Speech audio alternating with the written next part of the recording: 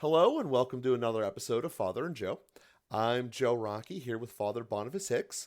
And Father, we're recording this here the first Friday of Lent.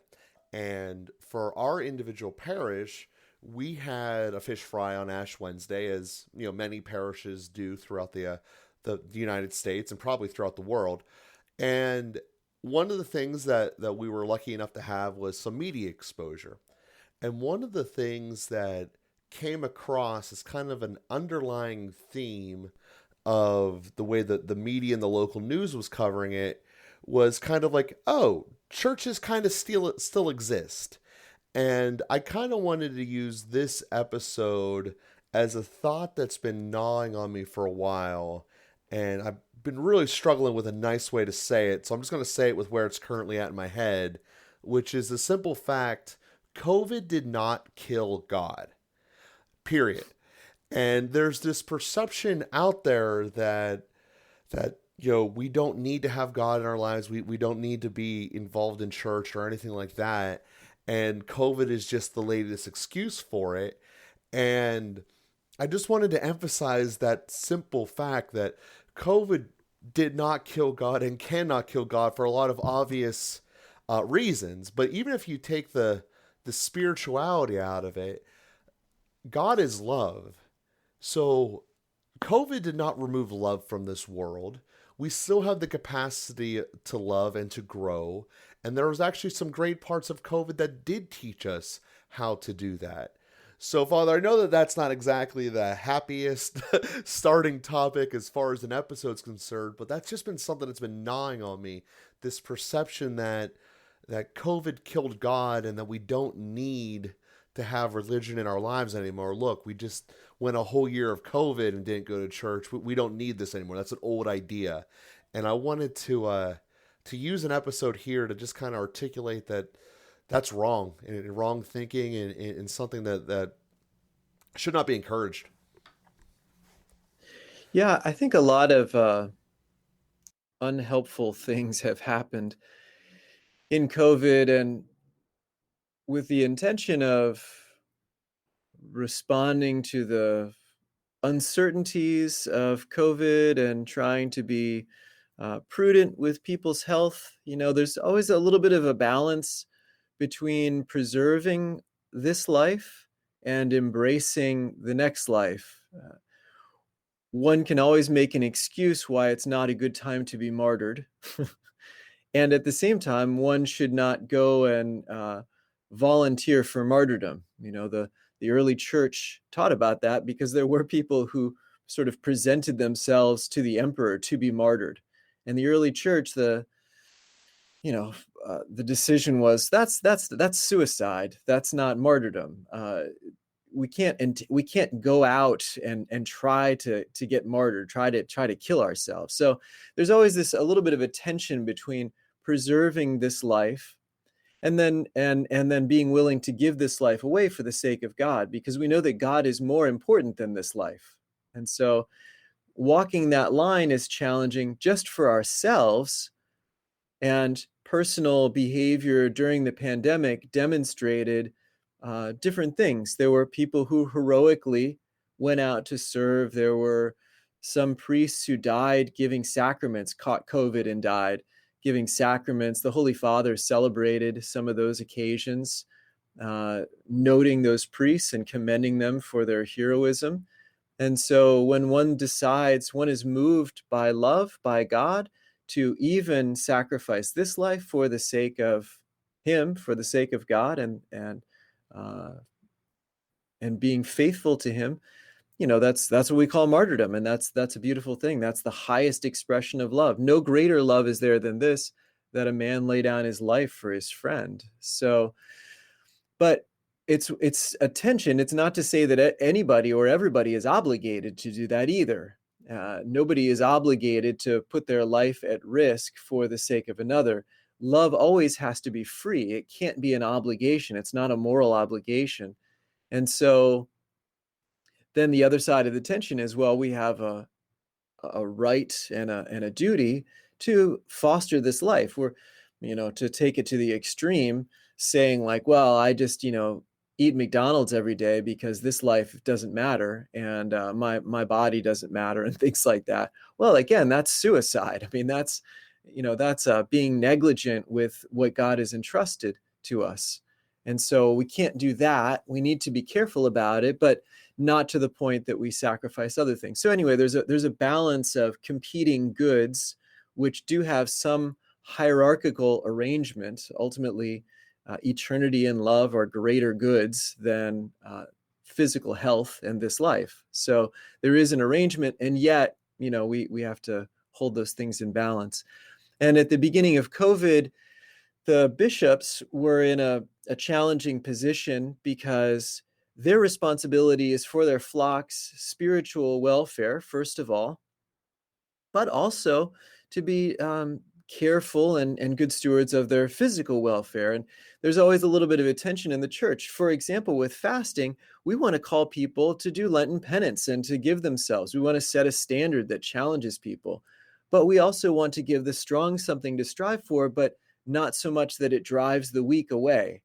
And we have to be careful. There are people who also struggle with eating disorders. And if we just laid on this hard, dogmatic, universal line and shamed people who didn't fast or something, then we might drive people to self-destruction and really play into struggles that they already have. So the church is always trying to ride this tension of giving the strong something to strive for and yet not driving the weak away. And so trying to establish laws and govern the household of the church in such a way that people's health and safety can be cared for, not as an idol, not as the ultimate good, but as an intermediate good in also providing the sacraments. And so the bishops, again, not knowing anything about COVID, when we were all in quite a bit of confusion exactly a year ago. It's amazing it's been that long. And things were starting to get crazy in Italy, and people were starting to die, and hospitals were getting overcrowded, and there were a lot of horror stories happening. The bishop said, well, it would be better for us to say, you don't need to come to Sunday Mass for now for the sake of protecting your health. Now, that's already its own interesting thing, because we're never obligated to come to Sunday Mass if we're not physically able to, or if it's some kind of physical danger. Now, that doesn't prevent people in a more heroic way who are called to that to come. So if it's a 20 feet of snow outside, now, sometimes we've canceled Mass on those occasions because we don't want people risking their lives and other people's lives in order to come to Mass when, for a weekend or whatever, we can pray at home, we can do something else. Again, we don't want to say the Mass isn't that important. That shouldn't be the message that's communicated. But the obligation to attend Mass on Sunday is not actually the commandment. The commandment is to keep the Lord's Day holy. That's the ultimate importance, and that's not dispensable. The bishops can't tell us, you don't have to keep Sundays holy anymore.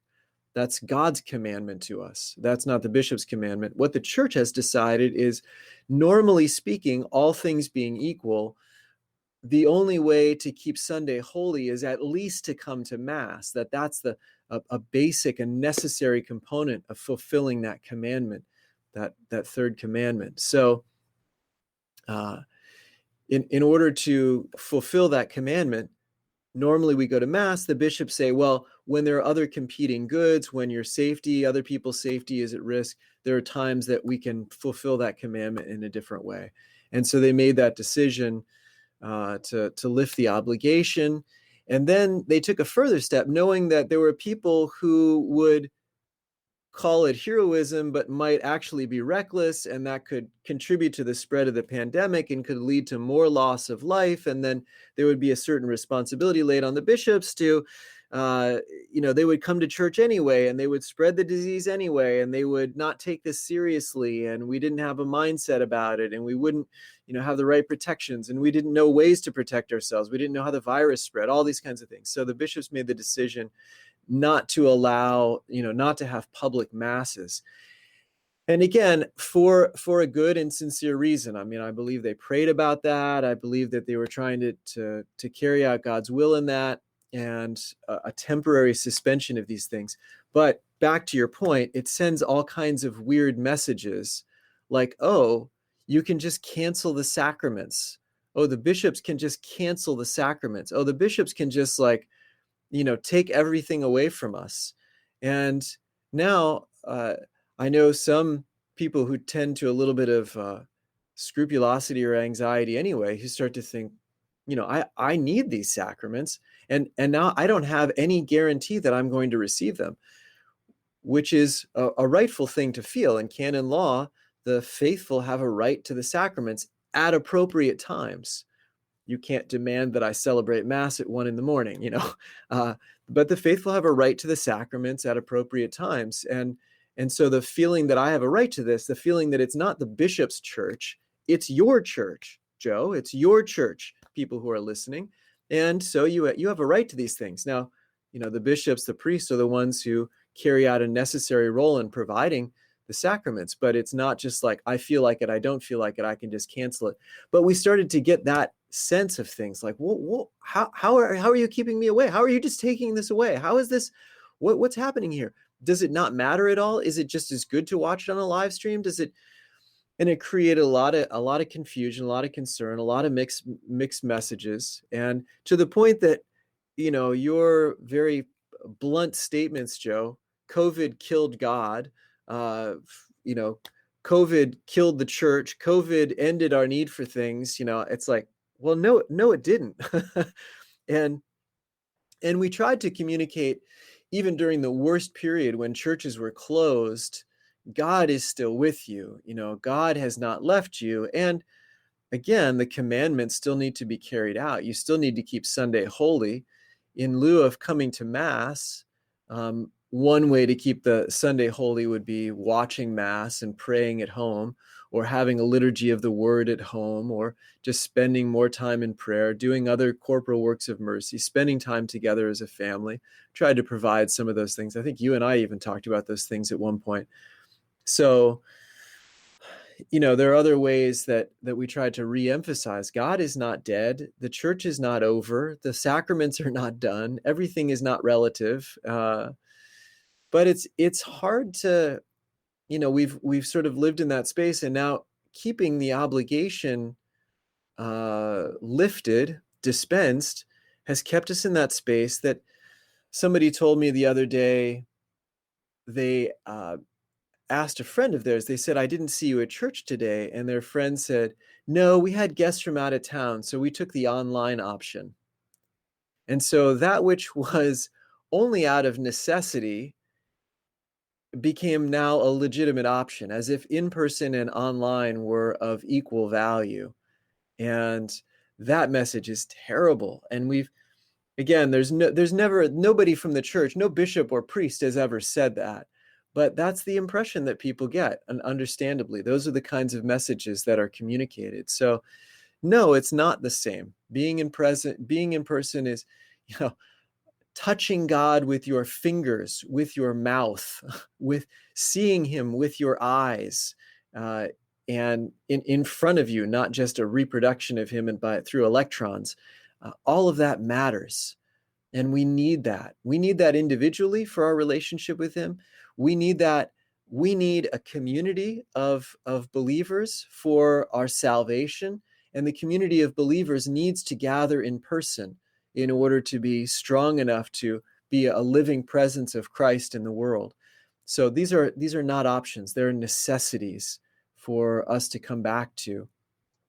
And as it was at any other time, if there are grave reasons that people can't attend church, and there are people who are really vulnerable and need to take care of their health, and there's nothing wrong with that, and there's no shame around that.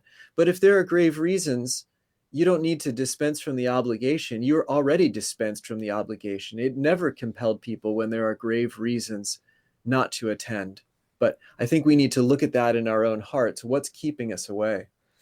And when you look at the term of grave reasons, it's a very likelihood that physical harm will come to you. And I know that, or at Yeah, least the to the word, best of my knowledge, at least in the Diocese of Pittsburgh, I believe nationwide, there hasn't been a direct link of someone getting COVID from being at a church.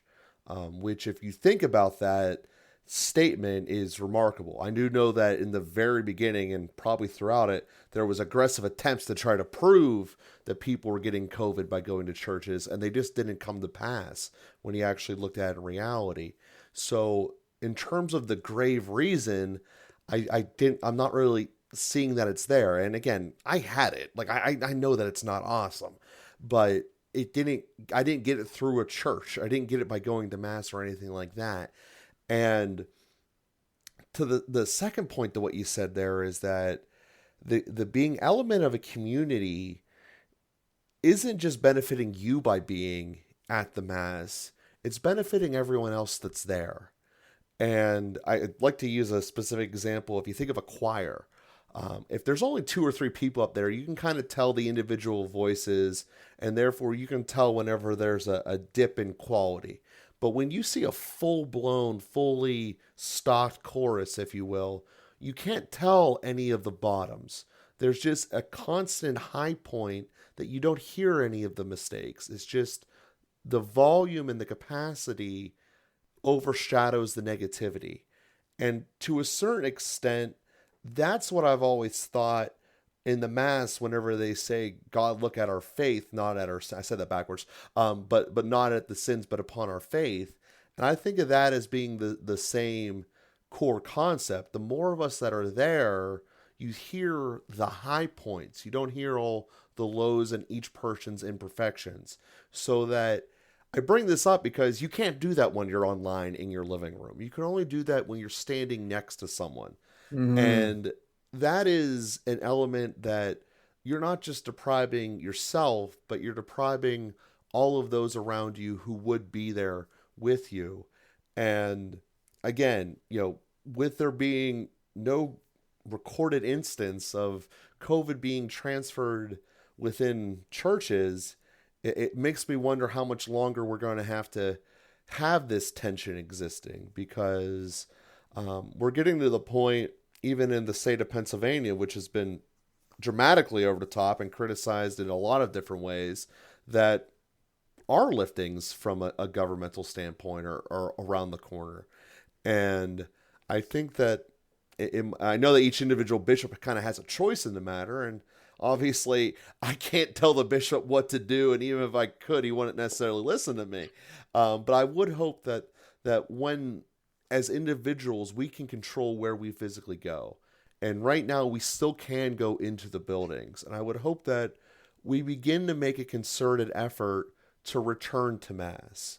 And we begin in the beginning of this, you mentioned things to do for penance during Lent, and how they can be tied to make the strong stronger, but not to cast down the weak and make their lives harder. I was going off of something you said in a previous episode where you were talking about taking cold showers and fasting. And, there's some things about the church that people discount, but it works. And it takes science sometimes a long time to catch up. And this is just a tidbit I'd read since then. And it was about particularly fasting. There was a study that was done, just as many individuals as they could. I believe there was 20,000 in the study, of all different walks of life. And they were looking at cancer rates. And what they found was that there was a specific set of individuals who were less likely to have cancer. And it had nothing to do with blood pressure, blood types, even age. It had to do with, did they fast for 3 days straight during a year? And there was a majority of people who done that during the Triduum. Don't eat after Mass on Holy Thursday and don't eat until you go to Mass Easter Sunday. And not to get in all the science behind it, but long story short is, cells that cause cancer in your body die off fastest during a fast. And what your body actually was purging itself as you were going through this not fasting and not eating and dealing with a physical struggle. God was purifying you from within, on a biological level. And to me, that's just something that we look at sometimes about what the church calls us to do and go, oh, I don't need that, or oh, that's just over the top. We don't really need to follow that. We'll listen to the parts we want to listen to. We'll go online because that's easier.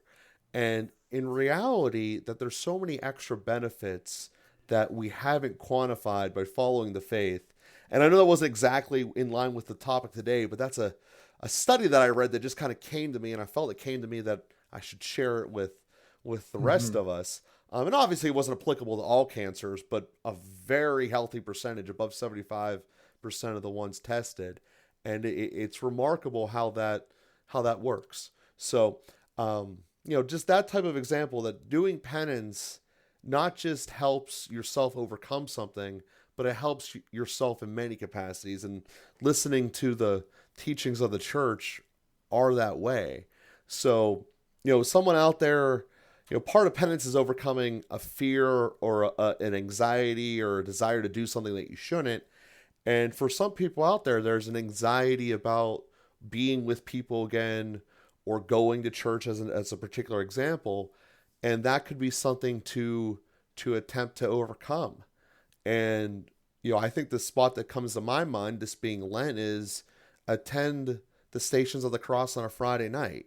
In general, those have less people there than a traditional mass, so you can kind of ease yourself back into being with population and still being in the presence of ultimately the Passion. So that kind of gives me as a thought of something that people could do moving forward throughout this Lenten season to be able to start coming closer to church, to start coming back and helping each other. And that nature of returning, again, will not just help yourselves, but will help those around you who are also there. So I don't want to eat up all the time as we conclude this episode. I just had those thoughts that I felt I needed to share.